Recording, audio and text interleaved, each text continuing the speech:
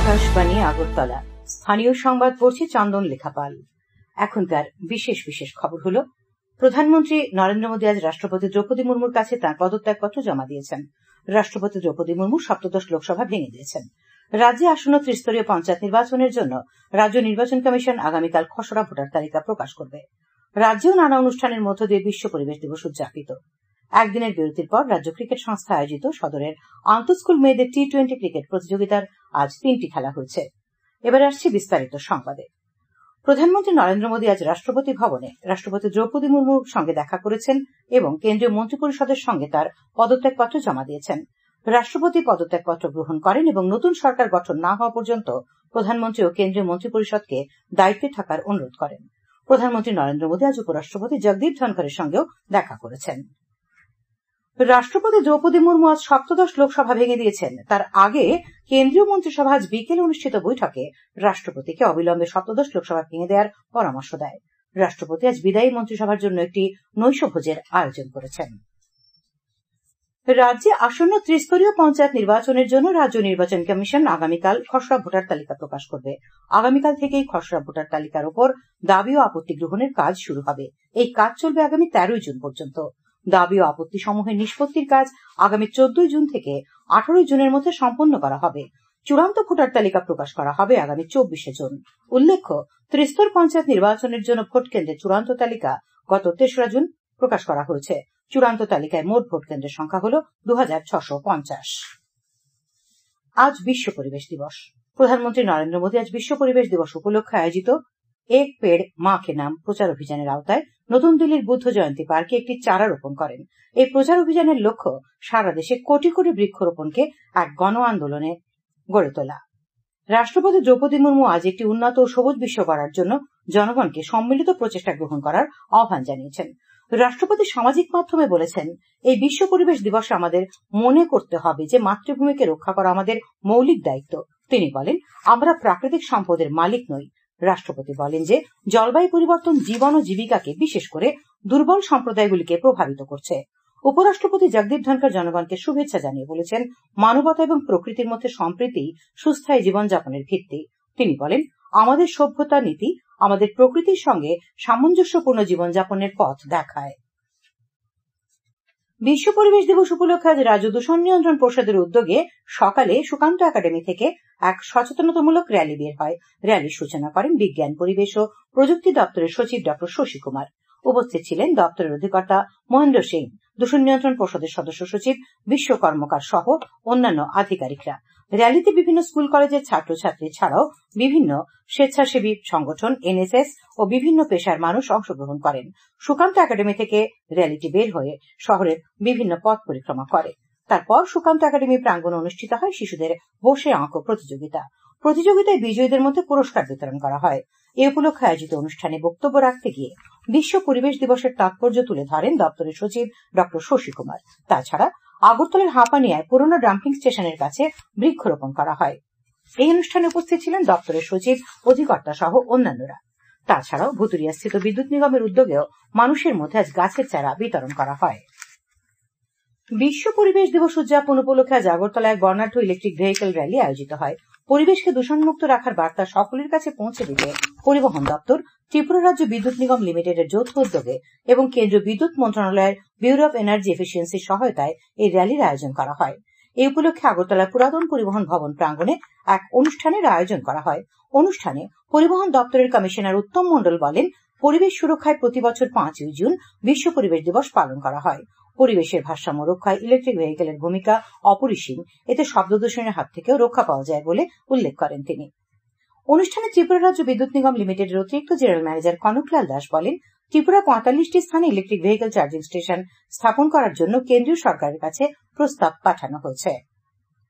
ঊনকোটি জেলা সদর কৈলাসহরে পরিবেশ দিবস উপলক্ষে কাছের ঘাটে স্বামী বিবেকানন্দ গ্রিন সোলজার্স ফাউন্ডেশনের উদ্যোগে এবং বন দপ্তর ও নবজাগ্রত ক্লাবের সহযোগিতায় এক অনুষ্ঠান হয়। এই অনুষ্ঠানের মধ্য দিয়ে বর্ষব্যাপী বৃক্ষরোপণ কর্মসূচির সূচনা হয়। আজকের অনুষ্ঠানে বিভিন্ন বক্তা তাঁদের ভাষণে প্রাকৃতিক ভারসাম্য রক্ষায় ব্যাপক বন সৃজনের প্রয়োজনীয়তার কথা তুলে ধরেন। বক্তব্য রাখেন বন দপ্তরের আধিকারিক অর্ধেন্দু বিকাশ দাস, নবজাগ্রত ক্লাবের সভাপতি নির্মল দে প্রমুখ। বিশ্ব পরিবেশ দিবস উপলক্ষে আজ ইন্দ্রনগর সংহতি সংঘের উদ্যোগে বৃক্ষরোপণ করা হয়। সংঘের কর্মকর্তারা ক্লাব সংলগ্ন এলাকায় বিভিন্ন প্রজাতির গাছের চারা লাগান। এ উপলক্ষে আজ আগরতলায় আসাম রাইফেলসের সদর কার্যালয়ে 500টি গাছের চারা লাগানো হয়েছে। এই আধাসামরিক বাহিনীর জনসংযোগ আধিকারিক জানিয়েছেন, পরিবেশকে রক্ষা করার উদ্দেশ্যে বিভিন্ন ধরনের ফল এবং অন্যান্য গাছের চারা লাগানো হয়েছে। তাছাড়া পরিবেশ রক্ষা করতে জওয়ানদেরও সচেতন করা হয়। পশ্চিম ত্রিপুরা জেলা আইনসেবা কর্তৃপক্ষের উদ্যোগে আজ বিশ্ব পরিবেশ দিবসের অঙ্গ হিসেবে পূর্ব নোয়াবাদী এডিসি ভিলেজ অফিস চত্বরে বৃক্ষরোপণ করা হয়। আইনি স্বেচ্ছাসেবক রাজীব কুমার পাল জানান, গ্রামবাসীদের নিয়ে আয়োজিত সচেতনতা সভায় আজ গাছ লাগানোর প্রয়োজনীয়তা সম্পর্কে সচেতন করা হয়। খবর প্রচারিত হচ্ছে আকাশবাণীর আগরতলা কেন্দ্র থেকে। গোটা দেশের সঙ্গে প্রতি বছরের মতো চলতি জুন মাসকে ম্যালেরিয়া প্রতিরোধ মাস হিসেবে পালন করা হচ্ছে সিপাহীজলা জেলা জুড়ে। তারই অঙ্গ হিসেবে ম্যালেরিয়া প্রতিরোধে সিপাহীজলা জেলাতেও ব্যাপক কর্মসূচি গ্রহণ করেছে স্বাস্থ্য দপ্তর। ম্যালেরিয়ার প্রাদুর্ভাব ঠেকাতে করণীয় কর্তব্য সম্পর্কে জনসচেতনতা সৃষ্টির লক্ষ্যে ব্যাপক প্রচার চালানো হচ্ছে জেলার বিভিন্ন এলাকায়। ম্যালেরিয়ার ঝুঁকিপূর্ণ এলাকা হিসেবে চিহ্নিত করা হয়েছে জেলার অন্তর্গত মোট 18টি এলাকাকে। ওইসব এলাকাগুলিকে নজর দিয়ে বিশেষ স্বাস্থ্য শিবিরের আয়োজন করা হচ্ছে। সেই সঙ্গে রক্তের নমুনা সংগ্রহ এবং ম্যালেরিয়া শনাক্তকরণের কাজও চলছে। আশা ও এমপিডব্লিউ কর্মীরা বাড়ি বাড়ি গিয়ে সমীক্ষার কাজ করছেন। আকাশবাণীর সিপাহীজলা জেলা প্রতিনিধি অভিজিৎ বর্ধনকে এক সাক্ষাৎকারে এই কথা জানান সিপাহীজলা জেলার স্বাস্থ্য আধিকারিক ডক্টর দেবাশিস দাস। তিনি জানান, গত জানুয়ারি মাস থেকে মে মাস পর্যন্ত সিপাহীজলা জেলায় 45,000-এর উপর রক্তের নমুনা পরীক্ষা করা হয়েছে। তার মধ্যে 6 জনের দেহে ম্যালেরিয়ার সংক্রমণ শনাক্ত হয়েছে। জম্মু জেলা মহকুমা সহ সোনামুড়া, বিশালগড় মহকুমার বিভিন্ন এলাকায় দীর্ঘস্থায়ী কীটনাশকযুক্ত মশারিও বিতরণ করা হচ্ছে।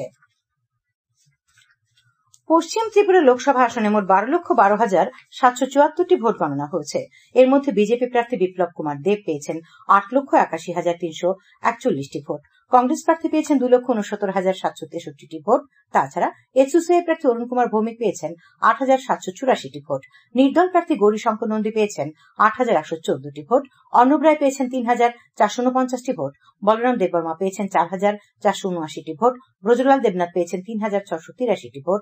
মিলনপত মুরা সিং পেয়েছেন 6,652টি ভোট এবং রমেন্দ্র রিয়াং পেয়েছেন 8,932টি ভোট। ওই কেন্দ্রে নোটায় ভোট পড়েছে 14,612টি, বাতিল হয়েছে 2,965টি ভোট। এদিকে পূর্ব ত্রিপুরা লোকসভা আসনে 11,35,293টি ভোট গণনা করা হয়। বিজেপি প্রার্থী কৃতি দেবে দেববর্মন পেয়েছেন 7,77,447টি ভোট। ইন্ডিজোটের সিপিআইএম প্রার্থী রাজেন্দ্র রিয়াং পেয়েছেন 2,90,628টি ভোট। তাছাড়া নির্দল প্রার্থী কল্পমোহন ত্রিপুরা পেয়েছেন 4,011টি ভোট। কৃষ্ণমোহন জমাতিয়া পেয়েছেন 4,217টি ভোট। দর্শন কুমার রিয়াং পেয়েছেন 9,269টি ভোট। শত্রুঘ্ন জমাতিয়া পেয়েছেন 5,967টি ভোট। সঞ্জয় ত্রিপুরা পেয়েছেন 6,862টি ভোট এবং শিবচন্দ্র দেববর্মা পেয়েছেন 6,719টি ভোট। ওই কেন্দ্রে নোটায় ভোট পড়েছে 18,303টি, বাতিল হয়েছে 948টি ভোট। রাজ্য নির্বাচন দপ্তর সূত্রে এই খবর জানা গেছে। সাংসদ বিপ্লব কুমার দেব আজ বাইখোড়ার ইসকন পরিচালিত জগন্নাথ মন্দিরে যান। মন্দিরে গিয়ে তিনি পুজো দেন এবং মন্দির চত্বরে একটি বকুল ফুলের চারা লাগান। ভারতীয় স্থলবন্দর অথরিটির কারিগরি অধিকর্তা গীতেশ দীপ সিং সান্ধু আজ আগরতলায় এসে আগরতলার ইন্টিগ্রেটেড চেকপোস্ট পরিদর্শন করেন। আগরতলা আইসিপির ম্যানেজার দেবাশিস নন্দী জানিয়েছেন, স্থলবন্দর অধিকর্তা আইসিপি সংলগ্ন নির্মাণ স্থল পরিদর্শন করেন। আইসিপি সংলগ্ন এলাকায় বিএসএফ এর জন্য প্রশিক্ষণ কেন্দ্র গড়ে তোলা হবে বলেও তিনি জানান।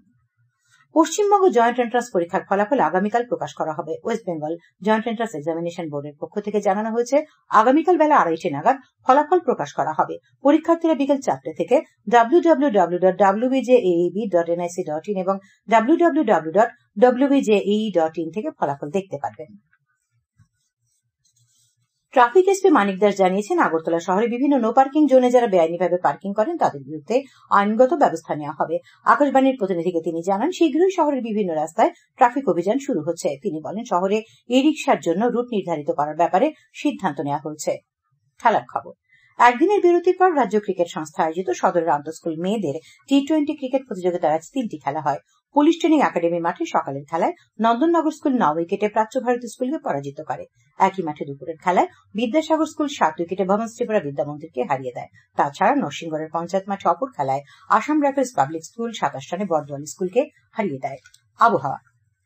আগামীকাল আকাশ সাধারণত মেঘাচ্ছন্ন থাকবে। দু এক জায়গায় বজ্র বিদ্যুৎ সহ হালকা থেকে মাঝারি পর্যায়ে বৃষ্টিপাতের সম্ভাবনা রয়েছে। আগামীকাল তাপমাত্রা সর্বোচ্চ 35 ডিগ্রি সেলসিয়াস এবং সর্বনিম্ন 27 ডিগ্রি সেলসিয়াসের কাছাকাছি থাকবে। আজ দিনের সর্বোচ্চ তাপমাত্রা ছিল 33.6 ডিগ্রি সেলসিয়াস এবং সর্বনিম্ন 26.6 ডিগ্রি সেলসিয়াস। আগামী 24 ঘন্টায় রাজ্যের সব জেলায় বিক্ষিপ্তভাবে বজ্র বিদ্যুৎ সহ দমকা হাওয়া বয়ে যাওয়ার সতর্কবার্তা জারি করেছে আবহাওয়া দপ্তর।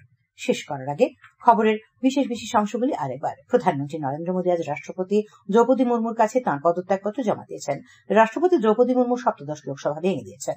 রাজ্যে আসন্ন ত্রিস্তরীয় পঞ্চায়েত নির্বাচনের জন্য রাজ্য নির্বাচন কমিশন আগামীকাল খসড়া ভোটার তালিকা প্রকাশ করবে। রাজ্যেও নানা অনুষ্ঠানের মধ্য দিয়ে বিশ্ব পরিবেশ দিবস উদযাপিত।